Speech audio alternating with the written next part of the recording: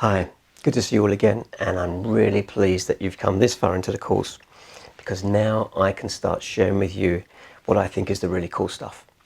How to look at life differently, how to discover who you really are, to find yourself, and how to start engaging in life with more direction, courage, desire, and optimism.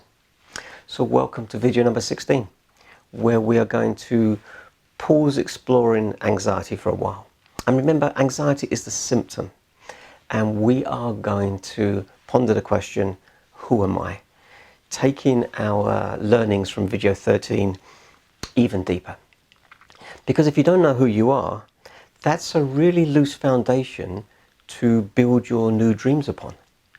Growing up, I was always told, treat people the way you'd like to be treated. And unknowingly, due to my conditioning, my programming, that's what I did. I thought that if I was nice to others, they would be nice to me. I believed that if I worked hard, I would get paid more. I naively thought that banks and governments had my best interests at heart.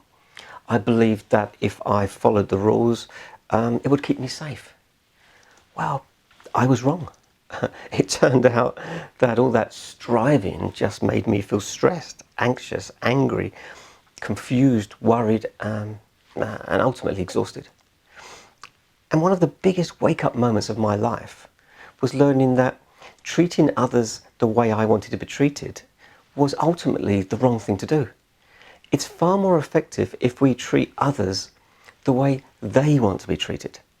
And it really didn't dawn on me back then that people thought differently, they felt differently, they made decisions differently, and that they had been conditioned differently in their own childhoods. When I look back on my old self, I often just have to smile at my innocence, my naivety, and my misplaced trust. Of course, I did my best, but I think I missed the point that the purpose of life is to learn, it's to grow, and to have fun. And the only way to do those things is to face your fears rather than to avoid your fears. It's to know what you want, and it's to say what you mean, and of course to mean what you say. And even if you don't know what you do want, to stop doing what you know you don't want, and at least to try new things to see what might feel good as you move forward in your life. So if we're going to treat others the way they would like to be treated, I think it raises three fundamental questions. Firstly, who's in front of me and how do they want to be treated? Secondly, who am I and how do I want to treat myself? And then thirdly, how can I train those around me to treat me the way I want to be treated once I know what that is? And that's what this video is all about. Teaching you a simple yet powerful model that will begin the process of helping you to find your own authentic self. Now, one of the themes that I've repeated from the start of this course is that anxious or depressed people tend to have complex personalities. And I think this causes many internal conflicts, especially if they are unknowingly being two different personalities at the same time, because this will give off confusing signals to others. Like if you were trying to be dominant and kind at the same time. It's like, I really need you to do this now, if you don't mind. You would be incongruent within yourself, which feels bad, and the other person would be receiving those mixed messages from you that may to them feel inauthentic. So there's the language of what you say, which they consciously process, and then there's how you say it, including your bodily movements, which are also unconsciously registered within the other person too. Therefore, we need to untangle that complexity, enabling you to be the real you, or at least only one personality at a time, so you're not in conflict, and that the message that you broadcast to other people is very clear. Perhaps if we get a little more advanced, for you, the observer, to see that the horse, the body, has a complex set of differing personalities. Sometimes it's fearful, occasionally confident, controlling, a victim, depressed, creative. Can you see how confusing this may be to yourself, as well as to everybody else? So if you, the rider, could unravel your horse's personalities and realign them all, perhaps they could be harnessed in the right way at the right time with a lot less internal conflict. When you need to be dominant, be dominant. And when you choose to be nice, be nice. And you can choose the personality that you would like to lead with in any moment, and can change in an instant from one to the other depending on how the situation around you unfolds or changes. Now, some of what I'm going to share with you I learned from a guy called Terence Watts in the UK, and although I've added my own perspective, I would advise you to explore his work, and there'll be a link down beneath this video in the notes section. So let's create another metaphor. Once again, although not precisely accurate, I think it can be used as a useful model for us to effectively understand ourselves and understand others in a far better way. So we're going to start with the presumption that when a child is born, they are already predisposed to a particular personality type. And I'm going to call this your DNA personality type. You don't get to choose it. It seems to be random because your brother or your sister may or may not have a similar personality. Your parents may or may not have the same personality type. And we all know this is true because we see it in our own children, in our siblings. We're just different, or similar, or like one but utterly opposite to the other one. It's kind of random. My brother and I, we didn't become different, we were just born different, you know. We had different personalities from birth. And because it's your DNA personality type, it will just follow you throughout your life. It will silently guide you towards what is right for you or away from what is wrong from you, using non-verbal communication sensations, urges, desires, emotions, awarenesses, sort of ineffable feelings, because you had this DNA personality type long before you learned how to talk and use language. You could say it's who you feel you are. And then as you grow up and you get to be 6, 7, 8 years old, and you've become conditioned, programmed and domesticated by your parents, school, religion, culture, you end up with another personality. Really, it's the one projected onto you. Oh, she's so shy. Oh, he's an extrovert. Oh, this one's really amusing. Oh, he's a timid little creature. She's so nerdy. Oh, he's a free spirit. She's so logical. Oh, he's so creative. And so forms your thinking personality, which very often is very different to your feeling personality. In fact, the more alignment there is between who you feel you are and who you think you are, the better it feels being you. And of course, the higher the mismatch between who you think you are and who you feel you are, the greater the inner turmoil. If you think you should stand up for yourself, but you feel that you can't, we could call this misalignment, anxiety or stress. It feels like we're being pulled in lots of different directions. Now remember from video 2, where I said we are emotional creatures who learn to think. Well, before we learn to think, how did those emotional animals function? How did they act? How did they make decisions? Who did they think they were? Well, for the purposes of this story, we're going to split the evolution of us monkey people into 3 phases of early development that may have been the sources for these DNA personality types that I'm talking about. Of course, back then, they wouldn't have had any real in-depth verbal language, like we have today, because the conscious logical part of the brain was yet to develop. But they would have had a sort of an 8-year-old kind of unconscious emotional brain. Sound familiar?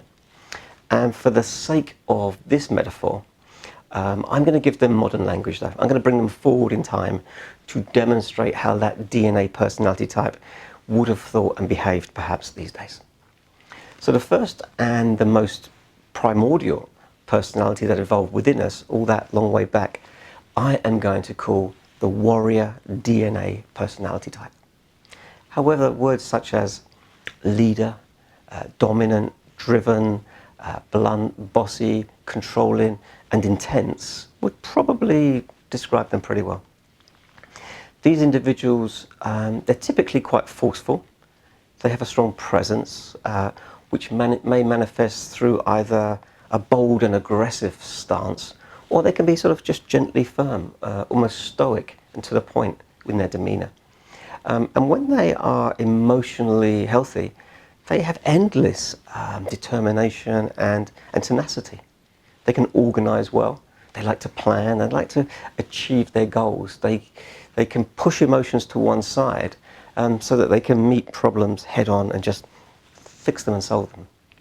Often they're quite poker-faced and often still with their body language, so others find it hard to know what they're thinking or how they actually feel in any particular situation. They will often pause before answering a question so that they can consider their response and the implications of what they might say. Plus, they'll keep their options open until a plan of action has been finally agreed upon. On the negative side, these warrior types, they like to be in control. So they may come across as inflexible, domineering.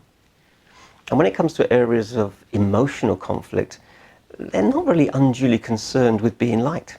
You know, they don't care if you don't like them, which is why that they can speak their minds. Yes, it's why they can just say what they want to say. Okay.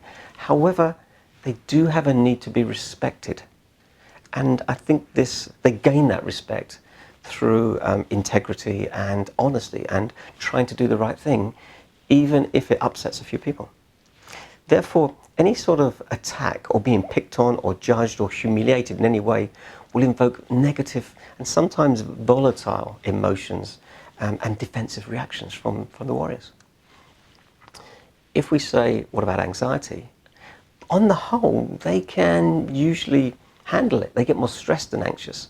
They tend to just ignore it because they're more driven by the pleasure of their achievements rather than the stress of taking action.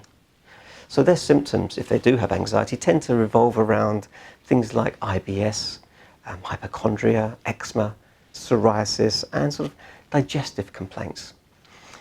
And in situations where they need to relinquish control, that may push their anxiety buttons too, like flying or being a passenger in a vehicle or getting into an elevator.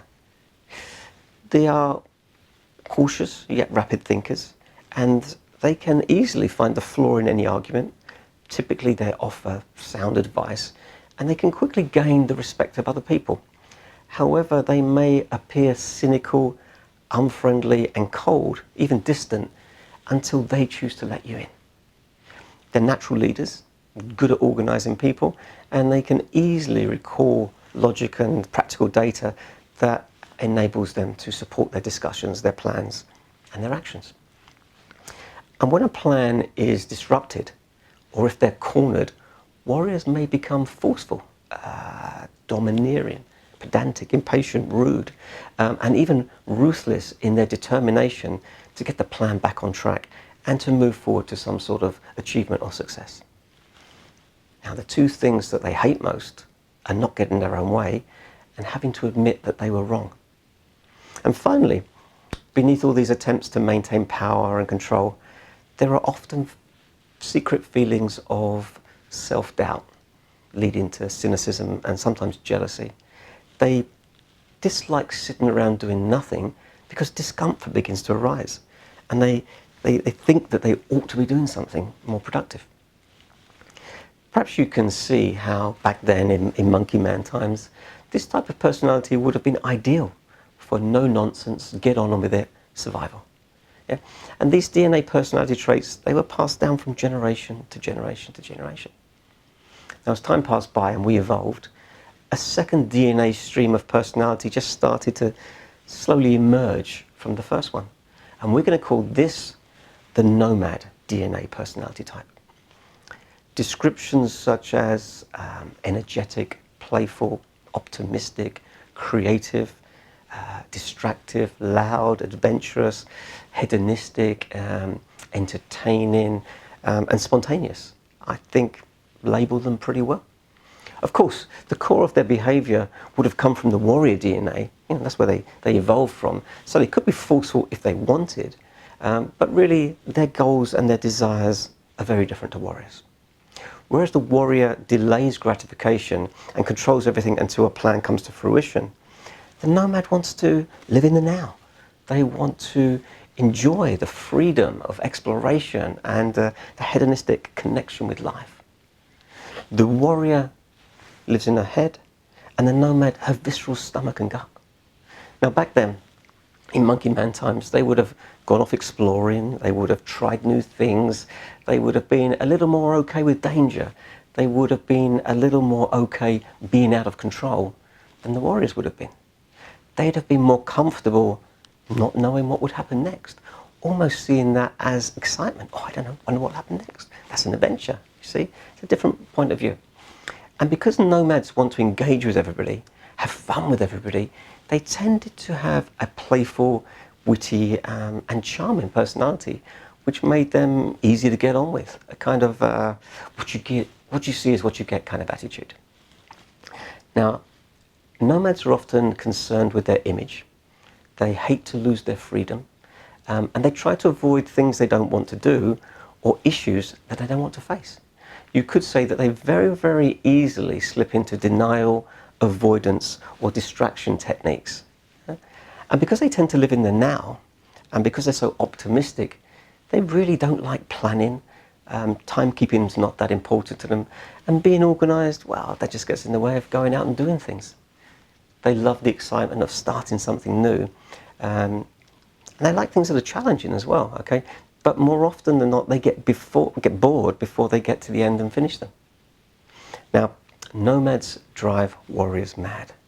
Why? Because warriors can't control them.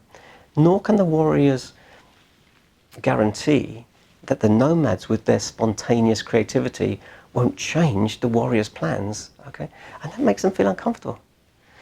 Therefore, nomads infuriate warriors, which actually nomads quite like, because they think warriors are too serious and not playful enough. Now, emotionally healthy nomads enjoy life to the full, whilst positively and optimistically influencing many, many people. And although their sort of nomadic exuberance may occasionally become quite wearying for their companions, most of the time their behaviour is tempered by those around them. And this develops a likeable individual who can naturally uplift others with their effervescence and their sense of fun and their contagious enthusiasm. Nomads are very animated with their behaviour, their excessive movements of their bodies, and they're likely to break out into dance or song or telling you a story or a joke from the smallest of little inputs. And whereas warriors may be extroverted or introverted, nomads tend to be exclusively extroverts, on the search for something new and exciting to do. They hate sitting around doing nothing because it makes them feel anxious.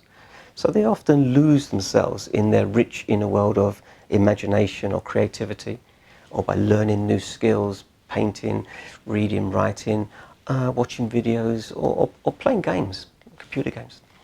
Their relationships can be a little one-sided because they unknowingly just expect the world to be there for them. And because they lose themselves in this inner world, they may become unaware of the needs and the feelings of those around them. If they do emotionally deteriorate, exhaust themselves, or come under intense pressure, they are prone to jump to dramatic illnesses like paralysis and migraines and hypochondria and memory loss. And a quick note here about ADD, attention deficit disorder. It's my hypothesis that perhaps about 50% of ADD children are in fact creative, easily distracted, okay, and excitable nomads. But obviously many schools and many home environments can't facilitate those natural abilities, and I think they're wonderful abilities. Now, the third personality type, which emerged probably about 15,000 years ago, as humans began to make settlements, they started farming, they started creating supportive communities. We're going to call this group the settler DNA personality type.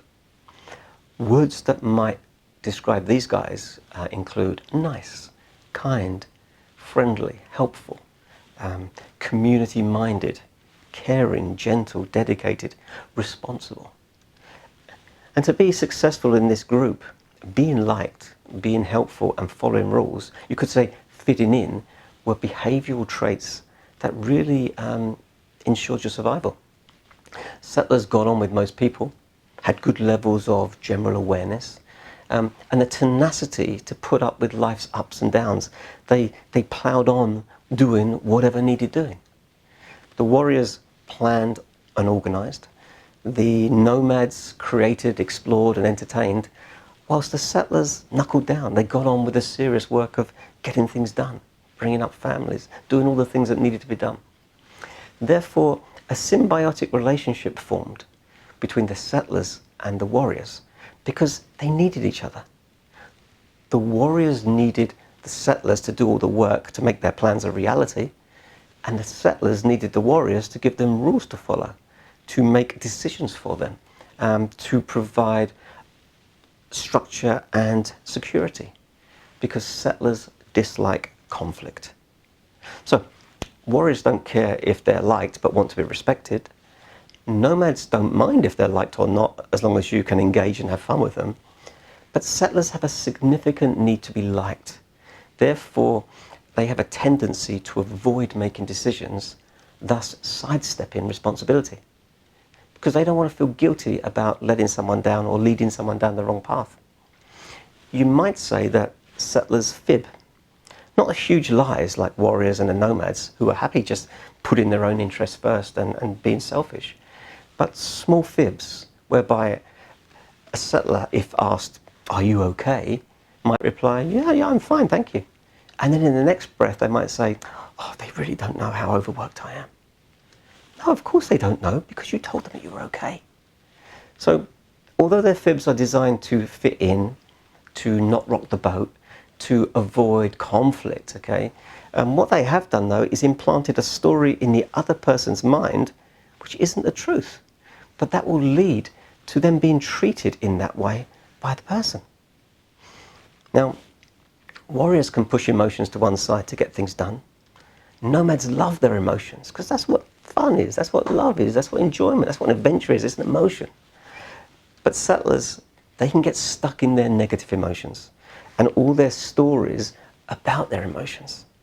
They feel guilt and shame and worry. They want things to be fair and just, when of course these aren't necessarily important things to the other two personality types. Warriors like making the rules. Nomads like breaking the rules, and settlers like to follow the rules. Can you see how different these three paths can be? And because settlers like to please people, they hide their real emotions. So they do have problems with depression, anxiety and OCD. Having said that, settlers are generous. They're kind, they care for the group, and they want what's best for everybody. They are pleasant and have a reliable and responsive nature. If we consider how those three characters may differ in an everyday social situation, let's say like attending a children's school play. The warrior may reluctantly go, as they've got so many other more practical things they'd want to do. And if they do go, they'll sit right at the front, and once their child has been on stage, they may just get up and leave. And they feel perfectly fine doing that. The nomad may come in late, happily squeeze past everybody, get to that one seat near the front, excuse me, and then finally ask a person to move over into another seat so two spaces can be made free, and then maybe just talk all through the show.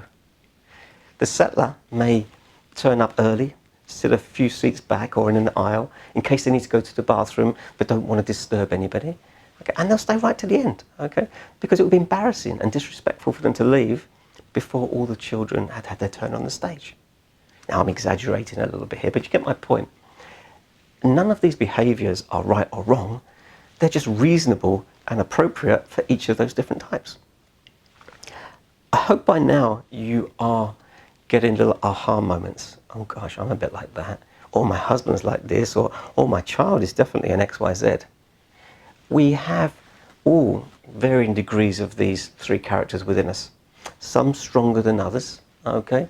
And what I'm suggesting here is that we expand our ability to step into any of these characters or any of these behavioural modalities to give us more flexibility in our lives. Or you might be saying, well, depending on the situation, I could be any of these personalities.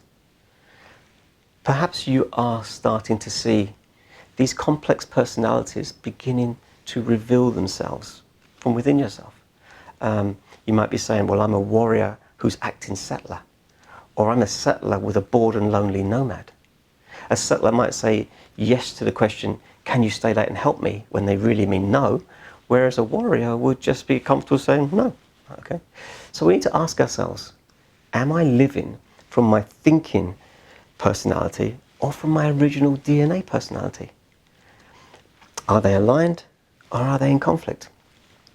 As the rider, we're stepping back and we're observing how your little horsey was programmed and who she really is under all that domestication and under all those cover stories that we explored in video 14. Now, all good stories have a twist near the end, something we weren't expecting, but had always been in plain sight. Well, here's mine. At the age of 2, a toddler might exhibit many warrior personality traits, like saying no, pushing another child away, being determined or dominating someone's attention and getting their own way. And they may exhibit nomadic tendencies too, like being very creative, very loud, not following rules, selfishly taking all the cakes, just losing themselves in their own experience and not worrying about anybody else. But up until that age, rarely do they act like settlers. They don't say, oh, you look tired, Mum. I'll play quietly while you have a little nap. They don't go, oh, here, share my sweets. I like the black ones, but, take that if you like. No, that's not the case, okay? And I think that's because settlers don't seem, to me, to be a primary DNA personality type. That way of being seems not to be intrinsic within the toddlers, okay? Though the other two seem to be intrinsically there, naturally there. If we made a graph of personality type distribution at the age of 2-year-olds, it might look something like this, okay? Where there are lots of warriors and there are lots of nomads, but hardly any settlers. But if we look at the same graph when the child hits 18 years old, it's a really, really different story. There are less dominant warriors, less carefree nomads, and more settlers. It seems that parents, domestication, school, society, church and life suppress the real DNA of the warrior and the nomad, okay? Which are who we feel we are. They are pushed down and we are conditioned into behaving like a settler, which is really thinking personality. And it detaches us from who we feel we really are and the natural flavour of our personality that we were born to be. And as you're growing up, just think how many times you heard phrases like this. Stop being so silly. Stop being so selfish. Stop being so noisy. Stop showing off. Share with other children. It's not all about you, okay? Stop being so forceful. Stop breaking the rules. Do as you're told. Don't talk back. Try to fit in. Well, our family doesn't do that sort of thing. Can you see how we're programmed? What personality type was your mum, your dad, your grandparents, your teachers, your siblings? Because warrior parents try to toughen up their little settlers and make little nomads more serious and goal-focused. Settler parents try to make little warriors less dominant and get little nomads to follow the rules. And nomad parents try to get their offspring to try new things, be more playful and push boundaries. This caging of our warrior and taming of our fearless, adventurous nomad into settlers so that we can fit into society and life. You can see it everywhere.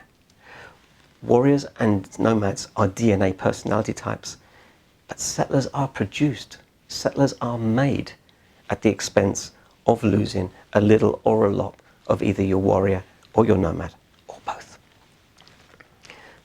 for me as a teenager, it was a nightmare. I didn't know all this back then. I just thought who I was who I was. I couldn't see that I had a warrior that wanted to control. I had a settler who couldn't make decisions and who didn't want to look silly. And I had a nomad who didn't know how to play. Add to that an introvert who didn't want to get things wrong, and an extrovert who hated being the centre of attention.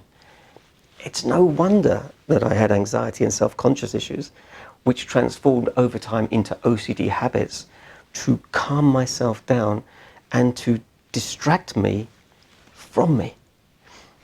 And it wasn't until in my mid-30s that it dawned on me that actually I had quite a strong warrior personality, which was hilarious because everybody around knew, okay? It was only me who didn't know. I also had a big nomad personality who loved to travel, who liked to do things a bit differently. I liked bending rules, and I liked having fun. But when I lived as either a warrior or a nomad, I was always in internal conflict because my main settler character was feeling guilty about being too bossy or embarrassed about being too outrageous. I kind of saw myself as a nice, kind settler, which was my conditioning. But inside, my warrior felt he had no purpose, and my nomad wasn't having enough fun. Plus, when my nomad did have fun, my warrior didn't like it because it wasn't serious enough. And my settler felt bad because he thought I was acting too selfish. So when I talk about unraveling your horse's personalities, this is what I'm talking about. In my experience of working with anxious people, I would say about 15% of them are natural warriors who, for whatever reason, are not achieving their goals. They're not taking control. They're not speaking their truth, okay? And this manifests in them feeling stressed and depressed. A further 15% are just outright nomads who basically are just living the wrong life. They're bored, okay? And they're trapped in a job or a relationship that stifles their creativity, okay? And this actually makes them anxious. Another 60% are kind of a mixture of warrior and nomad who are living like a settler, okay? And this group becomes exhausted because they're trying to be all things to all people, yet never really feeling truly comfortable within themselves. And the last 10%, I think, can't be helped or don't want to be helped. So I suggest for that group of people, we just accept them the way they are. We love them for who they are rather than who we would like them to be. I think we can be lovingly detached. So we love them, but we detach from their drama. And we don't try to fix them, we just love them. A note here about OCD too. As I said in earlier videos, OCD sits on top of anxiety. And if we look at some of the behaviours that an OCD person exhibits, they can be very telling. If they do a lot of over-the-top kind of drama, it's usually the bored and creatively stifled nomad behind it. Therefore, that nomad part needs to come out more, needs to learn how to see life differently. It learns how to sort of express themselves and own themselves. Suppose they are flip-flopping between victim and aggressor, sort of a passive-aggressive, okay, and can be quite controlling. In this case, it's the stuck warrior that has no purpose or no sense of responsibility and is confusing the need to be liked with the need to be respected through taking actions and through achievements. Another way to see OCD is that actually it's quite narcissistic because everything is all about them. What will others think of me? Okay. What if I look silly? What if I can't do it? Okay. Which really is a combination of nomad and settler and warrior all kind of put together and jumbled up. Can you see how easy it is to get mixed up in all these different personality types and forget who you really are? So let's close this video with some suggestions on how you might unravel and start enhancing the use of these personality types. So my first suggestion for you is this. As the rider of your horse, it makes sense to see the warrior, the nomad, and the settler as different parts of the horse. each with unique energies, each with unique desires, thoughts, needs, and behavioural skills. And your goal is to encourage these three parts to become friends, okay? For the rider to remind them that they're on the same team, and that between them, they should encourage the right part to come forward at the right time, depending on the situation that's happening around them. As teammates, they need to comprehend that the needs and intentions of the rider are more significant than any of their individual needs. When the nomad is getting too loud, the settler can calm things down. When a decision needs to be made, the warrior can step up. When it's time to listen and help others, it's the turn of the settler. But importantly, only one comes out at a time. And when that part is out, the other two parts wait in the wing. It's not their moment and it's not their problem. As the rider, you're learning to bring out the right part at the right time and to consciously stay in that modality, regardless of what the other aspects are saying and proposing that you should do.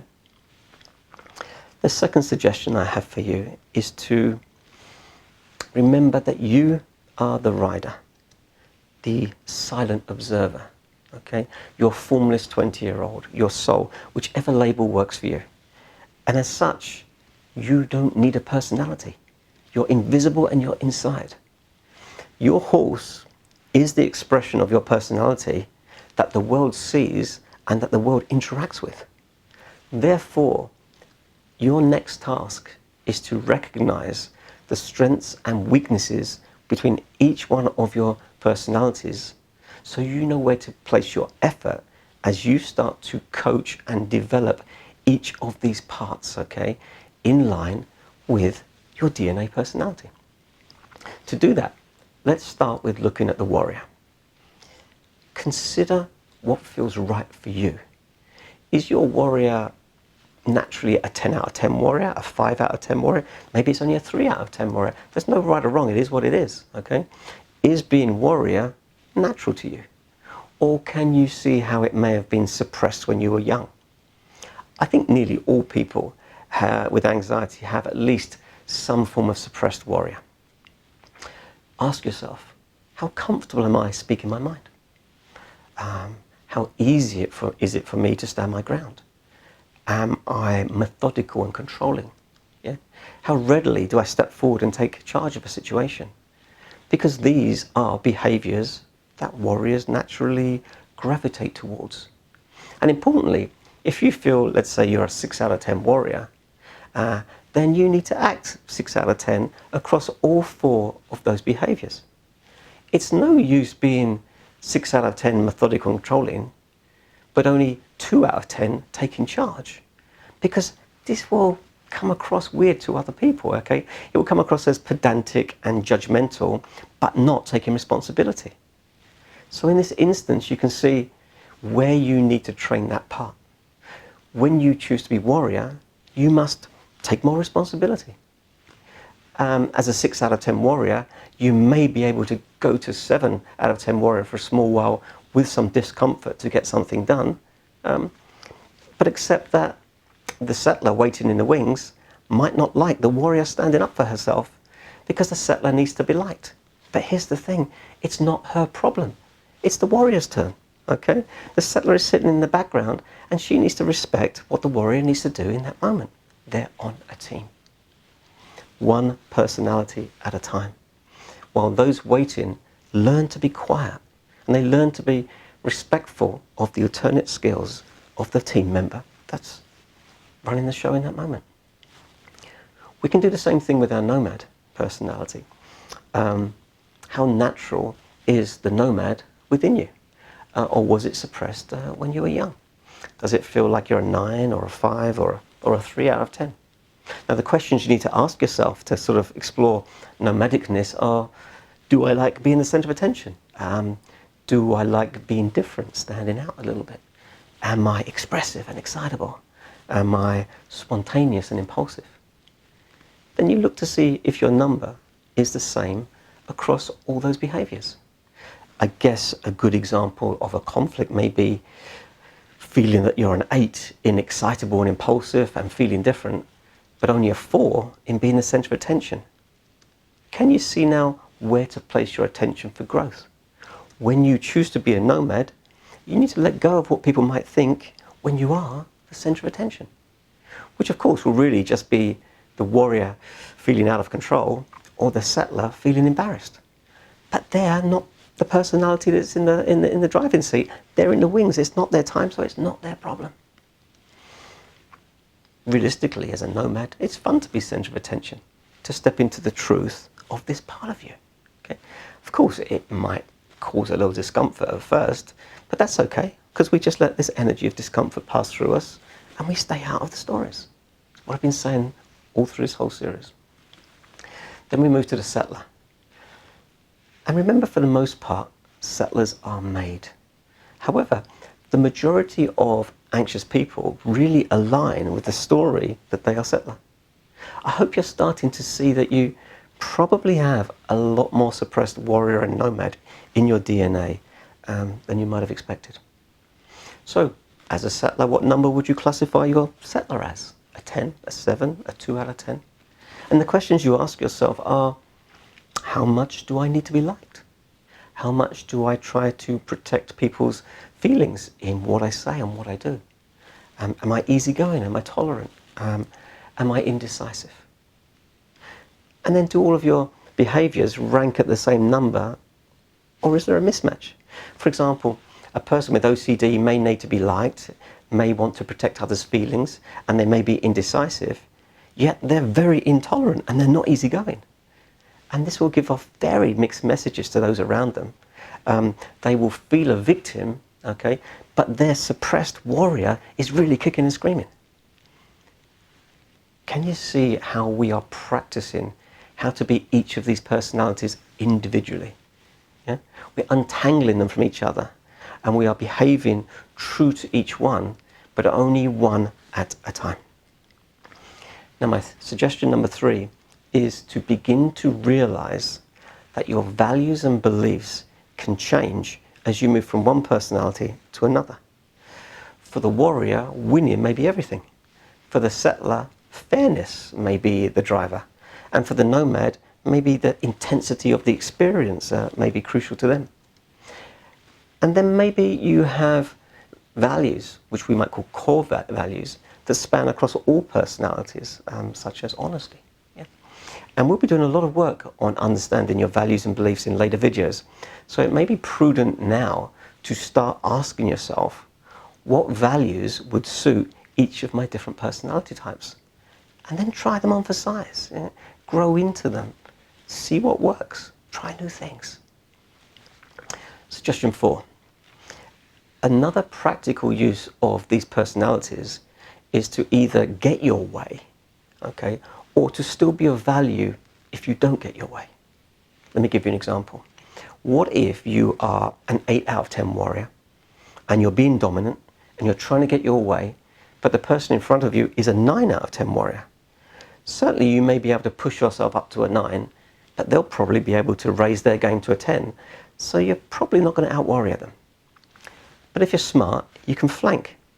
You can bring out your settler and say, tell me what you need, and I'll see if I can get it done for you. And now you're of value. Or you could flank to nomad and say, give me 24 hours, and I think I can come up with a more creative solution to your problem. Can you see how practical this can be in everyday situations, and how you can stay out of conflict? And my last suggestion is, how might you use this information in your relationships or with your children? How are you bringing up your children? Does your parenting style match who they are? Are you trying to make them more settler at the expense of their warrior or their nomadic DNA? Can you teach them to be a pretend settler at school so they can fit in, but out of school they can continue to refine their warrior or their nomadic skills? Can you have conversations with them using this type of language? Say, I know you think your cousin Paul is boring, okay? And I know your warrior just wants to punch him, but please, just for the next 2 hours, can you be settler?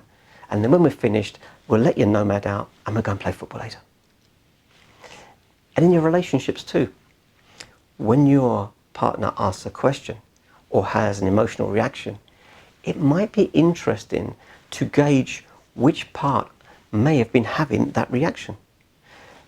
There's no point trying to convince her settler to go on a canoeing holiday, but if you can bring her nomad to the fore, there may be a slim chance that you can convince her. And recognize too that it's okay to have multiple answers to a simple question. Question like, what should we do tonight, dear? A good answer could be, well, my warrior has some paperwork to do. My settler actually is quite tired and just wants to sit in front of the TV and watch a film. And my nomad probably could be talked into going out for a meal. They're all true. Plus, from which character did she ask that question in the first place? Now, we're going to be doing lots of work around relationships in later videos. So in summary, who's in front of you and how do they want to be treated? Well, for warriors, get to the point quickly. Align with their plans. See how you can help them. Yeah. Be part of helping them to achieve their goals. For settlers, listen to them. Encourage them. Give them boundaries. Don't force them into making decisions. Make them feel safe, valued, involved. And for nomads, don't cage them in. Be creative, playful, spontaneous, let them entertain you. Okay? Then who are you and how do you want to treat yourself? Well, when you're being warrior, get things done. Say what you want to say, do what you want to do. When being settler, be social, family-minded. And when nomad, let your hair down. Play, travel, create. Do what you want to do. And finally, how can you train those around you to treat you the way that you want to be treated? Okay? Well, I think it's by being honest within each personality type, but only being one personality type at a time. By speaking your truth from each of these perspectives and sharing with those around you who you really are and what you find out about yourself. And your homework. You may need to watch this a few times to let it sink in. I would suggest that you read the book in the notes below and to start to develop strategies for each of your personalities. Make them into a team that support each other, not fighting each other. Set goals for each personality type, but make sure their 3 goals align with your intentions of your rider. They are your team. They work for you. You use them. And remember, the rider can be calm even if the horse isn't. And the horse can still get things done even if it's anxious or even if it's depressed. And it's your job as the rider to direct it, to push it forward, to get things done. So, thanks for watching.